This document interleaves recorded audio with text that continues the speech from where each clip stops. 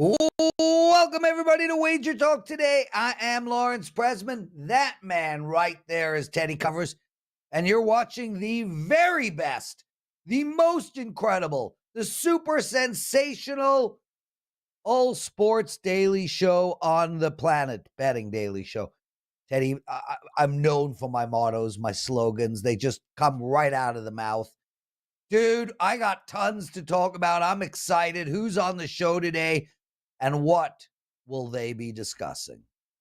Go. Steve Merrill's going to lead us off. He's going to talk a pair in MLB. We've got Yankees and Blue Jays, Dodgers and Cardinals. And being that there's only 2 games in MLB tonight, Steve's breaking down both of them. We've got 2 NBA playoff games that are slated, one for tonight, one for tomorrow night. Skee Profit riding his 12-0 NBA run. He's as hot as any capper on the planet right now. He's going to break down both NBA conference finals game, one for tonight and one for tomorrow. And Carmine Bianco is going to do the same thing in the NHL. He's going to break down Florida, Carolina, as well as Dallas and Vegas. Tonight's game 1 and tomorrow's. We got our BS segment. We have our presidential address. Yes, it's a loaded Thursday edition. So basically, to summarize, we're going to be discussing both NBA games, both NHL games, and both Major League Baseball games. This is going to be an excellent show. Teddy, shout out to the gang in the chat room. Yesterday, I demanded, I pleaded, I insisted that everybody bet my plays last night, and they all had another perfect night. That's 2 in a row, everybody. And tonight, I have a 5% play up. So, guys, let's go, man. I am absolutely rolling. I've won 8 of my last 9 days, on and on and on. I got runs going, and I have so many runs, Teddy. I've been at the toilet 3 times today. I woke up 45 minutes ago. I've run 3 times to the tournament, to the toilet. That's how runny I am right now. Steve Merril, you're always on runs. What's up, my brother? How are you? Welcome to the show. It's comedy gold. Gold, Jerry, gold. My goodness. Oh, yeah. I don't feel what you're laying down, dude. I feel like that was probably pathetic, gross, and Prez needs to shut up. So, you're going to be hosting for next week, starting on Friday. Teddy's excited, man. He is over the moon about this plan. Teddy's always excited, and we have to be careful not to get Teddy too excited. So don't tell him how long I'll be guest hosting for you, because it's an extended stay. Yeah. Listen, yesterday I gave out the Toronto Blue Jays in the daily presidential address. You want to talk about them today? They're playing the Yankees. It's minus 130. Total on this game is 9. How should we bet it?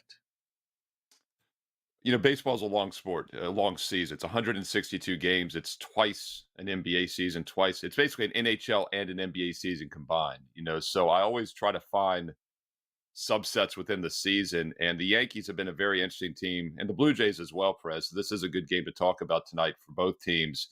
But let's start with the Yankees. This is a team that was just a pure underplay for about the past month.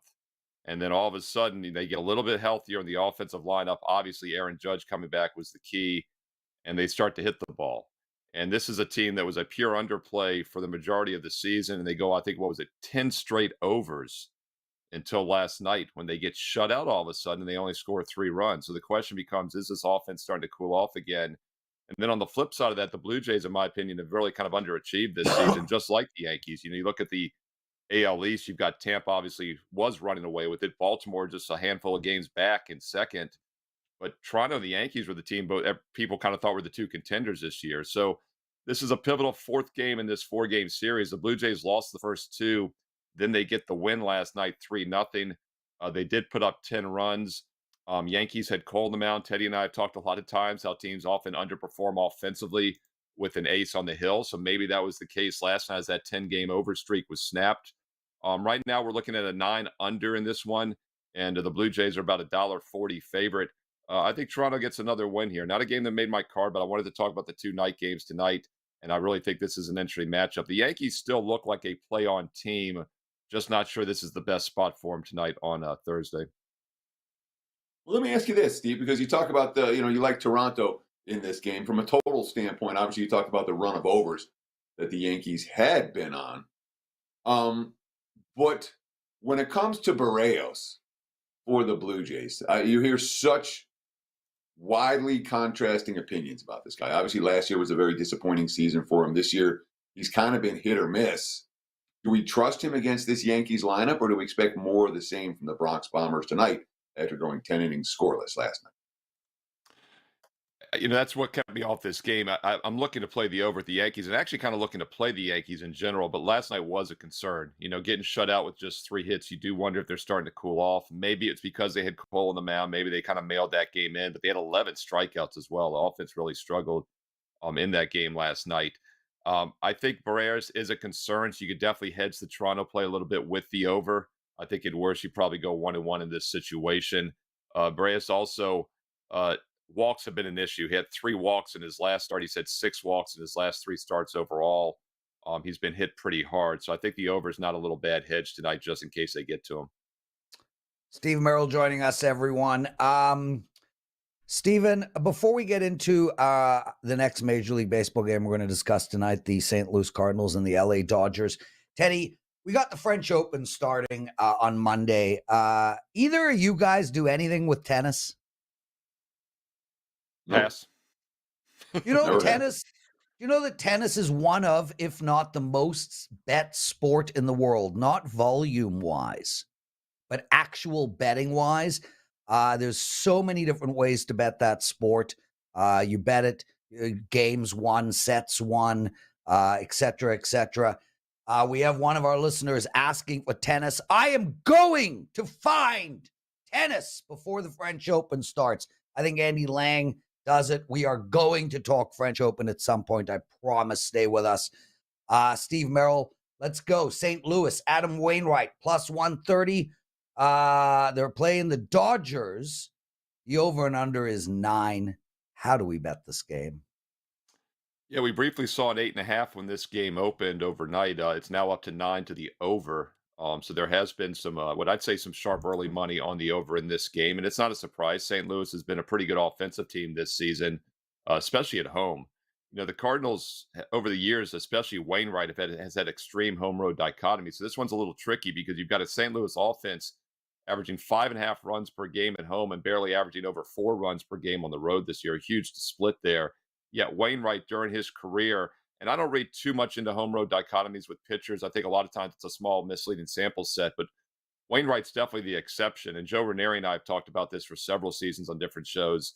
This guy that's pitched for several decades for the same team, basically the same park, and he has been lights out better at home than he has on the road.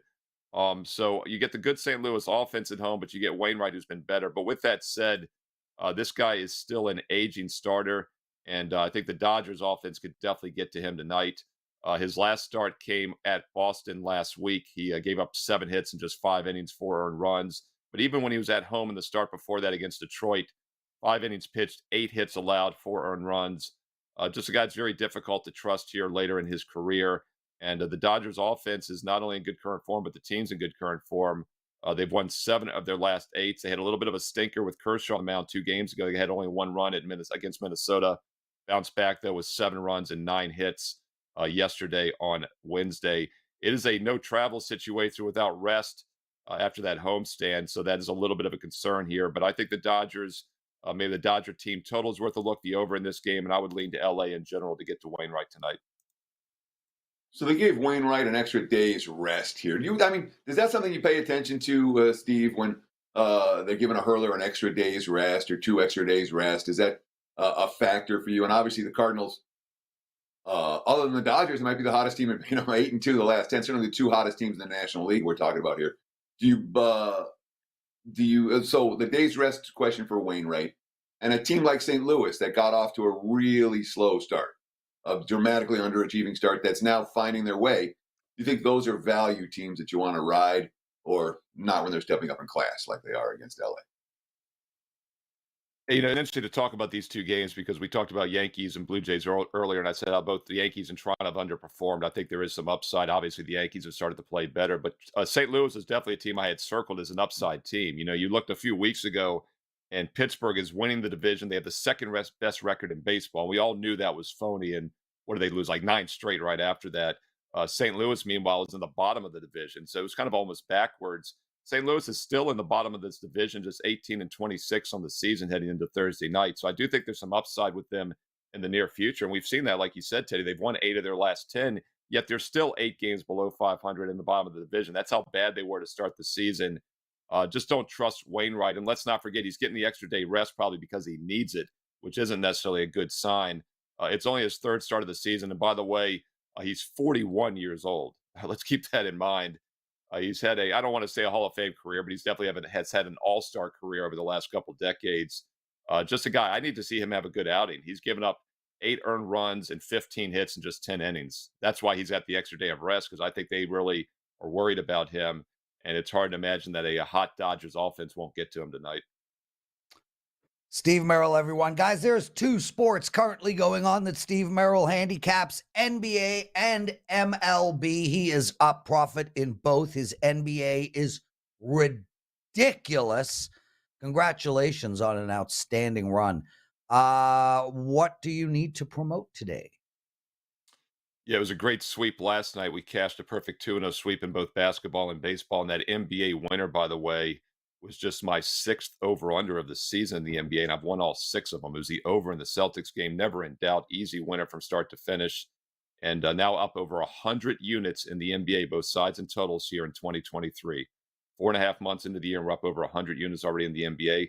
Why not get the rest of my NBA season for free? You get it for free when you get the baseball 2-month special right now. That gets you every MLB play through the All-Star game in mid-July, every MLB best bet every day. By the way, sides alone are hitting 60% in baseball this year, and basketball up over 100 units in the NBA. You get the rest of the playoffs for free. No promo code needed when you get baseball. It's on my page right now. An excellent 2-for-1 combo. Steve Merril, WagerTalk.com. Outstanding, brother. Thank you for joining us. Thank you for covering me while I'm away getting completely wrecked at the Grateful Dead concerts. Get out of here, Steve Merril. Teddy covers. I wish you were coming with me, man. I really, I honestly, these people who watch the show think you and I don't like each other. I wish you were coming with me to the Dead. Sure, we'd have fun, but somebody's got to work while you're out there playing, Prez. It'll be okay. I can get Andy Lang to sit in your seat, Teddy. It's like I got connections, bro. You don't need to work as hard as you do. Enjoy life a little, brother. Drop some acid and let's dance to the beautiful sounds of John Mayer and Dead & Co. When was the last time you dropped acid, Teddy? Many, many, many, many decades ago, Lawrence. Why are you asking? Is this sports betting related? Yes, sports betting. I dropped acid last night while picking my 5% play. No, dude. No. What is this, new to you? Like Prez is focused on sports betting 24/7? No, I have a life.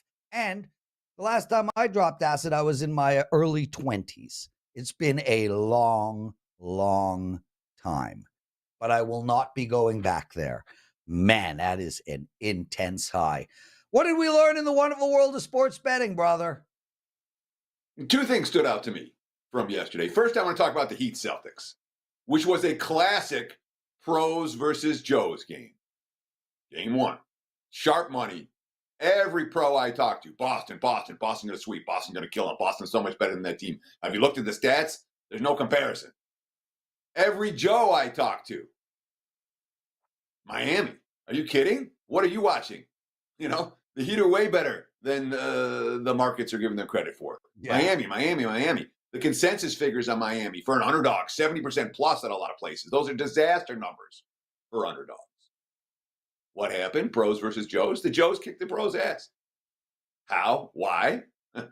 This is not unusual in any sport, even in the NBA. Joes are going to believe what they see. They're going to believe their eyes. And pros are going to believe a full season's worth of stats. The eye test matters at this stage. And if you're looking at full season stats for the Miami Heat right now, you're getting a very misleading picture. of who the Miami Heat are at this stage of the campaign, a team that has been out of the conference finals 3 times in the last 4 years, who underachieved in the regular season. They're not underachieving here in May. The other thing I wanted to talk about today was the deal between PointsBet and Fanatics. PointsBet just basically gave up on the U.S. market. They were in 13 states. They had one of the smallest market shares around. They tried to differentiate themselves in all kinds of different ways and basically couldn't make any headway. Now, this isn't a true consolidation. And as a bettor, the less consolidation, the better. We want competition. We don't want DraftKings and FanDuel and BetMGM and BetCaesars doing everything. So the more competition is better. And this isn't a scenario one of the big boys is buying PointsBet, because PointsBet really isn't worth a whole lot. They don't have a whole, when you look at their stock price a year and a half ago or 2 years ago compared to where it is right now, they made no headway in this market, none whatsoever. Will Fanatics be able to do better? I mean, they have a database with lots of guys who bought sports gear in the past. That doesn't necessarily mean they're going to make money running a sports book. Interesting scenario here. Pennies on the dollar, and yet some of the people I talk to says it's not even worth pennies. PointsBet, pretty much worthless in the U.S. and Fanatics not buying a great entity. Any thoughts on that, Prez? Do you pay attention to the industry like that, or that's something that? So lots of thoughts, Teddy. It's so interesting because obviously, as one of the co-founders of WagerTalk, we talk to these sports books on a regular basis. Advertising and et cetera, et cetera. And Rick and I were talking about this recently. The bottom line is, we're only going to be left with 2 standing. The marketplace, FanDuel and dude, FanDuel and Draft, there are going to be lots of small books, lots of books over here and books over there. But the amount of money, the war chest that FanDuel and DraftKings have, it's insane. All of these other books are absolutely struggling to find a place in this market. I know we're speaking to them. This is the first domino of many, Teddy. We are going to see a consolidation. We are going to see some of these small sports books disappear. And I'm talking about national sports books, not sports books like the Westgate sitting in Vegas. I'm talking about, these companies that are trying to take over the national American market.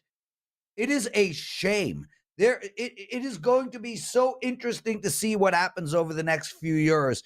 But there are venture capital companies over the last 3-4 years that have put huge war chests together to try to get into the sports betting space, and it's just not working. Nobody is able to compete against those 2 giants from a national perspective. They are eating everybody up. In Canada, I don't know what Bet Rivers or Bet99 or those companies are doing in America. Sports Interaction. There are companies in Canada that have found a nice niche, North Star Bets. But even those, slowly but surely, they're either going to go away or get bought up by the 2 big boys because they just have too big a war chest, too much advertising. With their promos, the promotions, etc., nobody could compete. And I think it's a damn shame, frankly, because bettors need more outs than 1 or 2. I believe that slowly, as we'll see, FanDuel and DraftKings are not going to be offering different odds and different lines. It's all going to be the same thing all over North America, and I think it's a damn shame. But that's the way business works, Teddy. It's impossible to compete with someone who has a giant war chest of cash. Now you want to disagree strongly. Strongly to say or there's only going to be 2 sports. To say that right now in 2023, to say, oh, it's FanDuel and DraftKings, that's who it is. They're going to run the U.S. market, and that's all and the BetMGMs and the BetCaesars, who also have giant war chests, are just going to get pushed out of the market. Yet I don't buy Caesar, that. Yet Caesar has pulled back. Sure. Have you seen the DK stock price? Terrible. But it has gone up a lot in the last few months. Why? Why is it so terrible, Lawrence? Because, You know? easy. Thank you for asking. It's the same thing that happened with the cannabis stock when coming in, when being legalized in the Canadian market. When you have a vice entity like that and a new industry materialize, they IPO and the stock is completely overvalued. You know, these cannabis companies were 20, 30 times revenue. They were overvalued. Why was FanDuel's price different from DK's then? Sorry? Why was the FanDuel price so much higher than DK's then? Because DK's a total mess right now. Exactly. But it'll work itself out. Total mess. When it comes to putting out odds, DK is a mess. Which means that, yes, Lawrence. You mentioned Bet Caesars and Bet MGM, and I respect that those two are monsters with huge war chests. Yet, Bet Caesars has already demonstrated that they have slowed down their marketing. That what we're hearing on our end is that they are pulling back from the sports betting marketplace from a national perspective. So I'm telling you, there are going to be more than 2 sports books. But in every industry, 1 or 2 entities control 80% of the marketplace, and those 2 entities are going to be DK and FD, whether you or I like it or not. We've talked too much of the subject. Last word. Okay. The Las Vegas Strip. MGM owns half of it. Caesars owns half of it. And yet, there are still many other viable entities on the Las Vegas Strip. This is a perfect example. All right. So, yeah, you have 2 books or 2 entities controlling a significant market share, but there's still plenty of room. Of course. Plenty of room. Of course, Teddy, there's always going to be. Your initial there's comment also going to be FanDuel and DraftKings bookies. going to own everything was wrong. And I pushed back appropriately. Okay, not everything. Teddy, you got to listen to what I'm saying. Not everything. They're going to be the dominant players by far. There will always be books. They're already the dominant players. Yes, but it's only going to get worse. It's only going to get worse. But don't forget, brother, there's still about 500 local bookmaker shops scattered around, America, still taking bets on credit. This stuff. Oh, 500? Here we go. At least 500. Yeah, at least 500. With that said, it's actually it's not the over. It's not. It's way under, because a huge majority of the local bookmakers are selling their sheets to the offshore books. There's only a few books, and they're using bookmakers in America to hide behind. So yes, Uncle Sal, Cousin Vinny, and Shlomo Shlomovitz might be running local bookmaking entities out of their donut shops, but they're just fronts for some of the offshore books. Wow, that was awesome. Did I mention I have a 5% play up tonight, Teddy? Did you sweep last night? I did. Thank you for asking. You know what people should do tonight? It's half price Thursdays, everybody. So you get my 5% play for half price, but don't buy it. Buy the 11-day for 7 package, $99. You get 11 days of all my plays for the price of 7. It's on the deals tab over at WagerTalk. Please take advantage of that. And now we bring in the hottest, the most awesomest, the #1 NBA expert at WagerTalk and one of the coolest dudes around, Skee Profit. Is there anything you'd like to add to the heated conversation that Teddy and I just had? Well, I appreciate the intro very much. And no, I'm not very knowledgeable about a lot of things you guys are talking about. All I will say is, Skee, Teddy isn't either, but he was able to make do. The only thing I will say is, I don't like that FanDuel and DraftKings limit the winning players. That's all I'll say. Yeah. But that'll leave room in the market for the other for niche sports books to come about. So it's not it's not as bad a thing as you think. You know, we are going to see boutique shops sprout up that, you know, that will be able to handle that stuff. Let's get into it, man. We got Really Carmine quick, Bianco Prez. waiting in the wings. We still have the BS strategy to talk about. Tonight, we have the Denver Nuggets at -5.5 against your Los Angeles Lakers. A total of 226. What do we do in this game? Well, for this game, before I forget, I'll talk about a player prop. And again, I don't like to give out bets on the show that I haven't placed myself. So I'll say that I didn't play it just because I haven't been playing player props in the playoffs at all. But it makes sense to me. D'Angelo Russell, under his points, rebounds, and assists. If you watch that first game, he's almost becoming unplayable. And rightfully so, he didn't play in that second half because he can't play any defense. So they haven't announced that he will not be starting yet. But I'm assuming that he's not going to be in that starting lineup and not going to be getting his usual minutes. So I think it's a good bet to bet under on D-Lo props tonight. Now for the full game, let me start with this because it's only right that with Teddy here, I have to start with a quote. We have Mike Malone on one side. He says, our defense has to be a hell of a lot better. They shot 66% in the second half and they didn't feel us and scored way too easy. We don't want to get into trying to outscore teams and outlast teams. So he went on to talk about, they need to make a lot of defensive adjustments and play a lot better on that end. On the flip side, you have the Lakers and Darvin Ham, who he ended up putting Rui on Joker, and that slowed him down. I think Joker only scored 2 points in either the second half or the fourth quarter. They let AD kind of float behind him and challenge everything at the rim there. So I like that adjustment from him. He went on to say that there are a lot of other adjustments that they can make, but they didn't want to show, their full hand in game one. So all of these things make me think it'll be a lot more defensive game. The Lakers are the number one defensive rated team in the playoffs thus far. They've been a really good defensive team since the trade deadline when they made those adjustments. If you look at the last game, Nuggets had 17 fast break points in the first half. Lakers cleaned it up in the second half. They only allowed 2.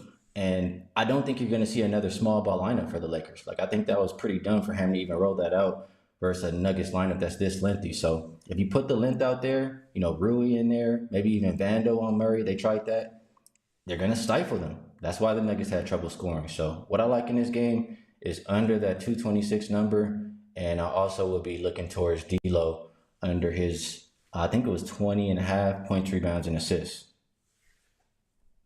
So game one had 258, and both teams found some semblance of offensive success, obviously in different halves. The Nuggets had it figured out in the first half. The Lakers kind of figured it out in the second half. When you talk about playing an under tonight, that's got to go 33 points under the last meeting between these two teams. Was game one that much of an aberration in terms of the shooting percentages? Obviously, both teams shot lights out. The offensive efficiency was off the charts. It was an incredibly entertaining game, but we got to cut 30-something points off of that to cash unders tonight. Does that concern you at all? Or is it just going to be slower pace and tougher to score buckets? It doesn't really concern me that much, Teddy. For one, they both shot 45% plus from 3. That's gonna come back down to average. They shot 55% plus from the field. That's gonna come back down to average. I talked about how good the Lakers are defensively. I just think that it was more of a fill-out game on their side, and with the lineup that they threw out there to start the game, it just kind of set the precedent for the rest of the game, and that's why no defense was played. I do know that the Nuggets like to get out and run off of misses, as do the Lakers, but it just doesn't really bother me that much. Usually when I hear Mike Malone talk, he's saying we want to run in all of his quotes. Now he's saying, we don't want to get into a running and trying to outscore everybody. So he thinks the key to winning this series is more on the defensive end. I'm just going to trust what the coaches are telling me. So I didn't see a whole lot of defense at all in that first game. I think we'll see a lot more in the second. Skee Profit's joining us, everyone. Number one NBA expert at WagerTalk.com and a good friend of mine. Not so much Teddy's. Anyway, Skee. This Miami Heat team just gets no respect. They remind me of me. They have covered ATS 8 of their last 10 yesterday. And guys, I played Miami as a client play yesterday. And I also, if for all the people who did take my advice and bet my plays, I also told you to bet them on the money line. Here we go again. +9 in this game. This team is getting zero respect, and frankly, a lot of us are taking advantage of that. How are you betting this one? Yeah, I want to backtrack a little bit to what Teddy said in the beginning before I came on. You know, in the playoffs, especially like the NBA in general, more than other sports, but especially in the playoffs, you have to trust your eyes. You can't just rely on what these teams have been doing all year during the regular season and looking at numbers. If you do that, this Heat team has been a disaster. But since that second game of the play-in, you know, Bam even went to talk about it in his interview. Everybody just said, look, man, we got to put it together. This is all or nothing. And everybody's been buying in, and they've been a completely different team since then. So, you know, I was also, like you, Prez, on the Miami Heat in that game one, just because I think that they have the better coach. They have the player that I trust the most in Jimmy Butler. You might not say he's the best player out of both teams, but he's the player that I trust the most. And I just think they have a chance to win. The coach on the other side is not even a real head coach. It's his first year. He doesn't have the respect of the players. And he doesn't, in my opinion, he doesn't hold them accountable, and he doesn't make really good adjustments. Like last series, it took them to game 6 to make the adjustments that they needed to win that series. So I don't trust him. And the Celtics just haven't been playing good enough basketball to warrant this 9 number. So it is a Celtic spot. I can't deny it. And I've been making a lot of money in the playoffs by betting spots. But you also have to think, like, do you really trust the Celtics to win by this margin? And I just can't say that I do. So, you know, I see how hungry the Miami Heat are when I hear Jimmy Butler talk. They have a lot of dogs on that team. And that's the only way I can look. There's no way that I can get to the window with Boston to win by double digits with how I've watched them play, regardless of the spot. So I would be looking towards the Miami Heat plus the 9 points in that game. When you look here in the postseason at the game 2s for Miami, you know, they win game 1 in Milwaukee, game 2, not so much. They go to the Knicks. They win game 1 at Madison Square Garden. Game 2, they led most of the way and then found a way to lose that one at the end. Do you worry at all about the Heat taking their foot off the gas pedal? You know, oh, we've accomplished what we wanted to accomplish already in Boston. Is that a concern for you here against the Celtics team that has shown the ability to blow out anyone this postseason?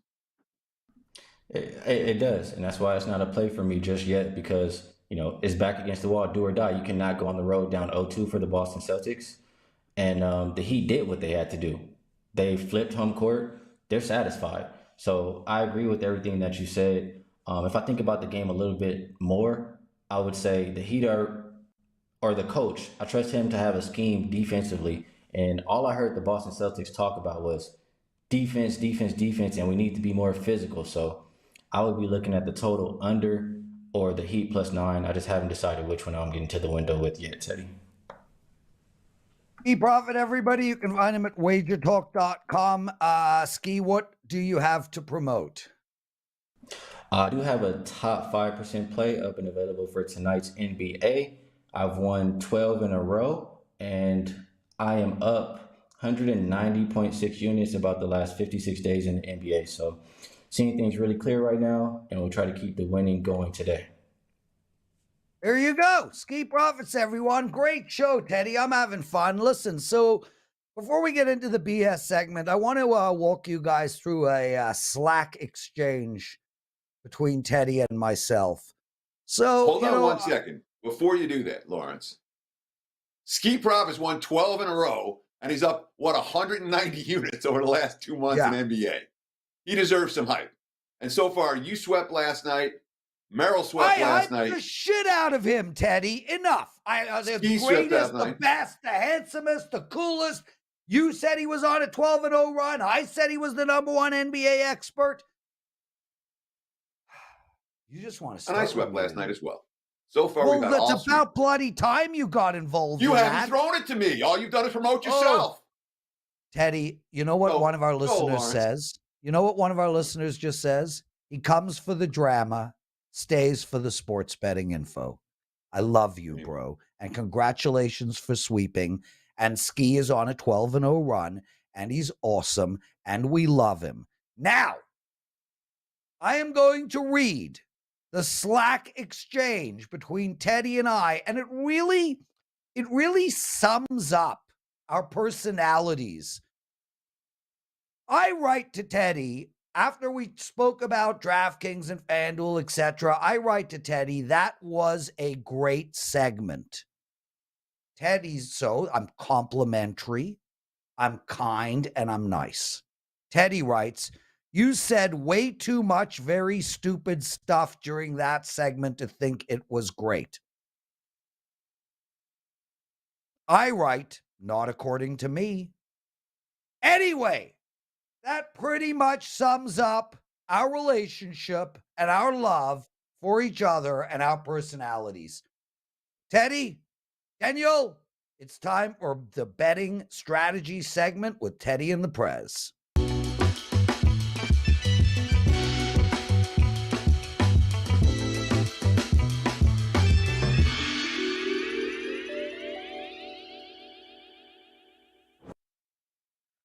Teddy covers, we got a great question here from Sandman5677.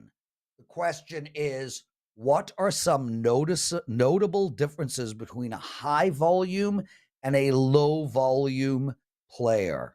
Would you like to answer that question, sir? Oh, you, buddy. You got it. Me. Well, I'll tell you, I mean, really, I don't know. The difference is really simple.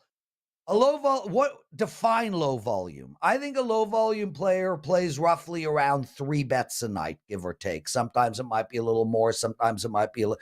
Teddy's already shaking his head in the background. Teddy, you do this then, bro. You do this. Go ahead. Go ahead. I'm not going to embarrass you about what you didn't do last night that you said you were going to do, that we talked about yesterday. I did not prepare for this question. I love this show. That being said, love this show. It's a fairly easy answer. All right. A low volume player puts out a handful of plays on any given day. 1, 2, 3, 4, not a bunch. A high volume player is someone who's going to get very hot and make you a ton of money, but they can also go cold and lose you a ton of money. And that's the issue with high volume players. High volume players, when they're rolling, you make a fortune. And there's lots of guys at the site. And high volume player might play 8, 10, 12, 15, 20, whatever they see that they like, they're firing away at. And lower volume players are much more selective. Some guys like a ton of action. Some guys want to be in action all day, all night, and they can find enough positive expectation plays to do that. Other guys prefer to focus on just a small handful of plays that they have higher confidence in. And that's your basic difference between high volume and low volume. Lawrence is like, oh, yeah, the low volume player has 3 every day. I would, like, what? Teddy. What? Teddy, I just started. I just started my answer. Yeah, you started, and it was clear that you hadn't thought about what you were going to say before you started talking. You are at your next level, brother. I do want to say this really quickly. There's no right or wrong on that either. Look, low volume players would be like, oh, the high volume players, blah, blah, blah. And high volume players would be like, the low volume players, blah, blah, blah. There's no wrong or right. What Teddy said is correct. And the bottom line is the roller coaster with high volume players is intense. The roller coaster with low volume players is not as intense. However, when you look at somebody like Gianni, who is a high volume player, if you can hit, let's say 54%, if you can hit a winning bet rate of 53, 54% and over, you are going to make more money with a high volume player because they will hit the same percentage. I'm assuming both hit the same percentage, and you had more plays. However, the roller coaster is insane. I am a medium volume player. Teddy is a low volume player. Carmine Bianco, what are you? High volume. Soccer, a ton of volume. Hockey. I had, coming into tonight's action, 775 plays in the NHL. That's a lot of plays. I'm also up just a tad under 105 units, 104.8 units. throughout that, and Prez, because you follow my hockey, October, beginning of the year, not a great start. Again, first 10 days or so of January, not so great. There's going to be ebbs and flows. It is a roller coaster ride, but if a guy is proven throughout the year and he's winning for you, you have to understand he's going to have, especially with high volume, you're going to have some nights where they're 0-3 nights. You're going to have some 7-day periods where it is like 3-10, and you're like, this guy sucks, right? But you have to look at the big picture. It's a marathon. It's not a sprint. So that's how it is. NHL playoffs. Again, 100% transparency. First round of the playoffs, I absolutely killed it. Second round of the playoffs, I was the fly and not the windshield, of the fly on the windshield. It was just, it's the way it went. But it's been a great season nonetheless, and I'm having a great ride. I'm enjoying it. Carmine Bianco, everyone, #1 handicapper in NHL over at WagerTalk, and one of my best pals, and a guy who does not annoy me. Carm, we're going to talk NHL. Before we get into that, I just want to say this. We are going to have a lot of French Open discussion on Monday. Throughout the show, I have been finding tennis experts. We have one on right now. Andy Lang and Carmine will both be joining us on Monday's show to talk French Open. But Carmine, before we get into the NHL tonight, you have a French Open bet that you have made. Tell us what's going on. Yeah, so this is one where you're going to have to, because the odds, I think, are going to drop. And the odds will drop, especially tomorrow, because he is in the semifinals, I believe, of the Roma tournament, which is also on clay. And that's Casper Ruud. He's plus 1,600 right now at a couple of books. You might be able to find him a little bit better than that. Very good on clay. Made it to the French Open final at Roland Garros last season, losing in straight sets to Nadal. Now, of course, Nadal was not in this year's tournament, dealing with the knee injury. He pulled out, tried practicing all week, didn't go well for him. So he's pulled out, and he's gearing up for another run in another major later on. All the money's going to be on Alcaraz. All the money's going to be on Djokovic. Alcaraz is plus 125. Djokovic, who just got eliminated against just a couple of days ago against the opponent that Rudd plays tomorrow,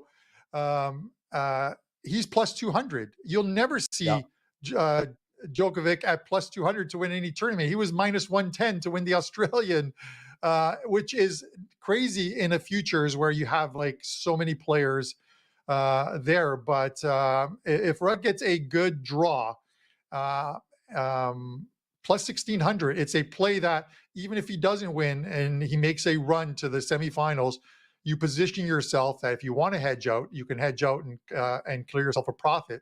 And that's one of the plays that my clients are going to get. So you're getting it here for free, plus 1,600. If he wins tomorrow and makes it to the finals, Lawrence, that 1,600 is going to drop.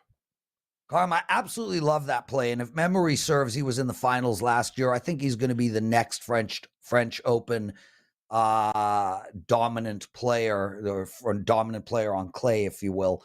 That is an excellent pick. I'm going to bet it myself. I'm telling you right now, as soon as the show ends. We do not have a lot of time, and I apologize for that, but I have to read something that Pick Zombies wrote in the chat room because it might be one of the greatest things I've ever read in my life. I'm focusing on a small handful at the urinal right now. I mean, that is just brilliant. Brilliant. Pix, I'm sorry for you, more sorry for your wife, but please don't leak. Carm, we got 2 NHL plays that you want to talk about. Teddy and I are going to sit back, no follow-ups, go. All right, we'll make it easy. We'll start with, obviously, the game tonight, Carolina and Florida. And, you know, the crazy thing about these NHL playoffs and these conference finals are that they delayed the start of the finals of both these conference finals. So if you're the Florida Panthers, it's probably a bad thing for you because you're on such a roll. You beat the Boston Bruins in 7 games in Boston, and then you knock off the Leafs, that were cheering, we want Florida, and you knock them off in 5 games. And now Florida's been off 5 days. Carolina, even worse. Carolina's been off 6 days. That momentum that you have gained in making it to the conference finals, you just wonder if you can get back to where you were in those games, those elimination games where you won. And this is why I'm leaning to, I think throughout this whole series, it's going to be one where we're going to see some goals. Florida played very well defensively against the Leafs, but I think it was the lack of Leafs scoring, even when the XG numbers were high, that were the nail in their coffin. We're going to see goals in this game. And so a couple of plays for you guys. I like the over in this game. I like the Carolina team total over 3.5 plus 120. On Puck Time today, I gave out, as part of this charity challenge that we're doing to raise money for some charities, I gave out that I think the exact score of this series, not tonight's game, the exact score of the series is going to be Carolina 4-1. I think they win both games at home. Go to Florida, they split out there, and then it becomes where you win in 5. It's the gentleman's sweep where you give a team 1. I think the momentum for that Florida's gained is kind of lost with this time off. It's a little different with Carolina, I believe. So I am taking. I like the over tonight. The team total over 3.5 plus 120, and you can get the exact series price. Carolina 4-1 at plus 550. So that's another one that I like. Switching gears, and this was a surprise on today's show. Brian Leonard joined me on Puck Time today. He's a Vegas guy. He's a season ticket holder, and took the Dallas Stars to win the series at plus 200. I'm not going to go that far. I think Vegas wins this series. Again, more time off. 4 days off for Vegas in between games, 3 days off for Dallas in between games. Dallas has lost the series opener in both series thus far in the playoffs this year. They lost to Minnesota 3-2 at home in overtime. They lose 5-4 at home to Seattle Kraken in overtime, but go on to win those series. There's some prop bets that you can take. Vegas to win game 1 and the series plus 155. You turn that Vegas series price of minus 135 into plus money. And I think if they win game 1 of the series, I believe that they'll go on to win this series, get control of the series. Like I said, they're minus 135 right now. In the event that Vegas loses tonight, the adjusted series price on Vegas probably goes to about plus 140-ish. So you can still get plus money on Vegas if they were to lose game 1 of this series. This is one where I just think that this Vegas team knocking off Winnipeg, beating an Oilers team that everyone said, including myself, that they would not beat the Oilers, and they did it, and they shut down, for the most part, they played disciplined hockey and shut down the big guns for that team. They won that series, deservedly so. I just think this is the next step for them to get to the Stanley Cup Finals. So I'm taking Vegas to win the series, but I'm going to take that Vegas to win game 1 and the series at plus 155. You can find that at a couple of the books. Look at Vegas at the plus price to win game 1 and win the series, says Carmine Bianco. Carm, great segment. What do you have to promote for your clients and potential clients over at WagerTalk.com? Yeah, 50% off today at WagerTalk. So I have at 3 o'clock today 4 plays going in soccer. The UEFA Europa League semifinals and Europa Conference League semifinals. Number 1 at WagerTalk this season with all Europa League plays for all their tournaments. And those go off at 3 o'clock, 4 plays up. And then in NHL, a 3-pack, some player props along with some game selections. And you can get the rest of the NHL season right through to the Stanley Cup Finals for only $89 if you use code CUP40. CUP40. Select in the drop-down menu of NHL the rest of the NHL season, which is $129. It'll knock $40 off, and that $189 is basically the price of 3 or 4 packages, and you get the rest of the playoffs for free. CUP40. That's the show, everybody. We did not get to 100 likes. No presidential address. I am betting the Chicago White Sox today. There's one for you. Teddy, lots of love. Buy my 5%, everyone. Take us home. Yeah, Prez Clumped at the end of the show. That's going to wrap it for the Thursday edition of Wager Talk Today. Thank you so much for taking time out of your busy day to spend with us right here on Wager Talk TV. We'll do it again tomorrow. Same time, same channel, 9 a.m. Merril left coast, noon for you back east. Between now and then, you guys know what to do. Enjoy the games, and best of luck with all your wagers.